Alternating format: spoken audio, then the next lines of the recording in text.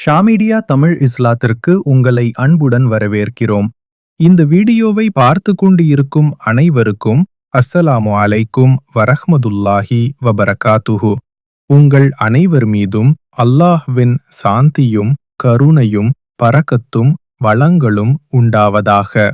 அன்பார்ந்த சகோதர சகோதரிகளே, மரணம் இது ஒவ்வொரு மனிதனும் தவிர்க்க முடியாத ஓர் உண்மை. பணக்காரன், ஏழை, ஆண், பெண், யாருக்கும் இதிலிருந்து தப்பிக்க முடியாது. மரணத்துடன் எல்லாம் முடிந்துவிடும் என்று நினைப்பவர்கள் தவறாக எண்ணுகிறார்கள்.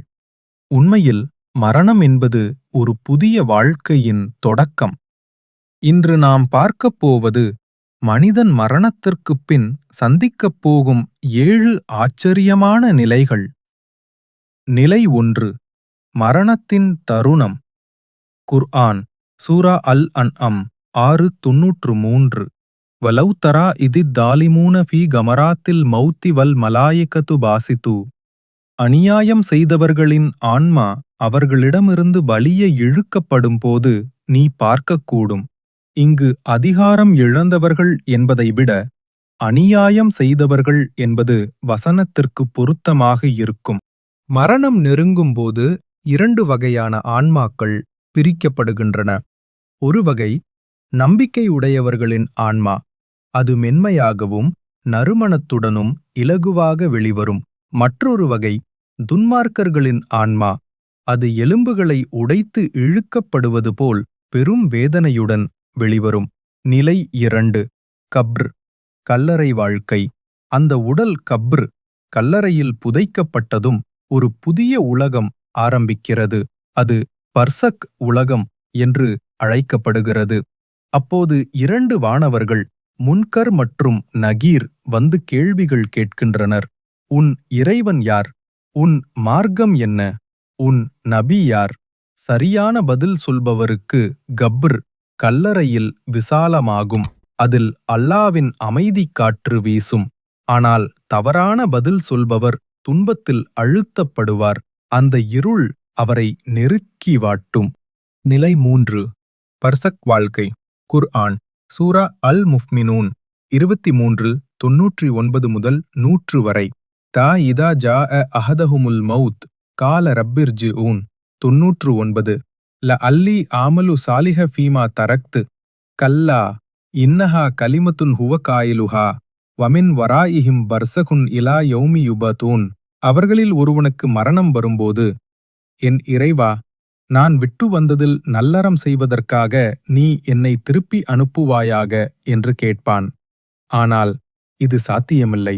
நிச்சயம் அவன் திரும்ப அனுப்பப்படமாட்டான். மனிதன் அப்போது தெளிவாக புரிந்து கொள்கிறான். வாழ்க்கை முடிந்தது, இனி திரும்ப முடியாது. அந்த பர்சக் காலம் மிக நீண்டது. இறைவன் விரும்பும் வரை ஆன்மா அங்கே காத்திருக்கும். நல்லோர் சொர்க்கத்தின் வாசனையை இங்கேயே உணர்ந்து மகிழ்வார்கள். தீயோர் நரகத்தின் வெப்பத்தைக் கண்டு அச்சத்தால் நடுங்குவார்கள். நிலை 4. ஹியாமத் நாள், மறுமை நாள். வ அன்ன சாஅத ஆத்தியத்துன் லா ரைப ஃபீஹா வ அன்னல்லாஹ யபஅது மன்ஃபில் குபூர். குர்ஆன் சூரா அல்-ஹஜ் 22:7. நிச்சயமாக அந்த வேளை வந்தே தீரும். அப்போது அல்லாஹ கப்ர், கல்லறைகளில் உள்ளவர்களை எழுப்புவான். அந்த நாள் மலைகள் பஞ்சு போலாகிவிடும். கடல்கள் கொழுந்துவிட்டு எரியும்.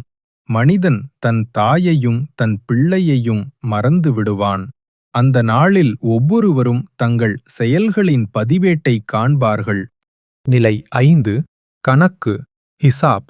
அல் யௌம நஹ்திமு அலா அஃப்வாஹிஹிம் வ துகல்லிமுனா ஐதீஹிம் வ தஷ்ஹது அர்ஜுலுஹும் பிமா கானூ யக்ஸிபூன்.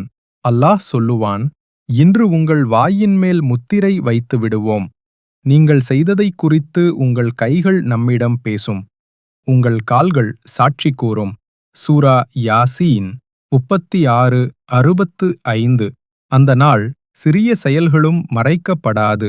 நபி ஸல்லல்லாஹு அவர்கள் கூறினார்கள், யாராவது ஒரு அணுவளவு நன்மையைச் செய்திருந்தால் அதற்கான பலனைக் காண்பான். யாராவது ஒரு அணுவளவு தீமையைச் செய்திருந்தால் அதற்கான பலனையும் காண்பான். நிலை 6. சிராத் பாலம். ஹதீஸ் சஹீஹ் முஸ்லிம். நரகத்தின் மீது ஒரு பாலம் இருக்கும். அதுவே சிராத் பாலம் எனப்படுகிறது. அது கத்தியை விடக் கூர்மையாகவும் கரிய இருளில் இருப்பதாகவும் இருக்கும். நம்பிக்கையாளர்கள் அதைக் கடந்து மின்னல் வேகத்தில் செல்வார்கள். மற்றவர்கள் தடுமாறுவார்கள். சிலர் நரகில் விழுந்து விடுவார்கள். நிலை 7. இறுதி தங்குமிடம். சொர்க்கம் அல்லது நரகம். சொர்க்கம் அல்லாஹ்வின் திருப்தியை பெற்றவர்களுக்கான இடம். அதில் எந்த துக்கமும் இல்லை, எந்த நோயும் இல்லை. அங்கு அவர்கள் அல்லாஹ்வின் திருமுகத்தைக் காண்பார்கள். அதுவே மிகப் பெரிய பாக்கியம். நரகம் தீயோருக்கான தண்டனை, முடிவில்லாத வேதனை. அல்லாஹ் நம் அனைவரையும் அதிலிருந்து காப்பாற்றுவானாக. ஆமீன். வீடியோ பிடித்திருந்தால் லைக் பண்ணுங்கள், ஷேர் பண்ணுங்கள். ஷா மீடியா தமிழ் இஸ்லாம் சேனலை சப்ஸ்கிரைப் செய்ய மறக்காதீர்கள்.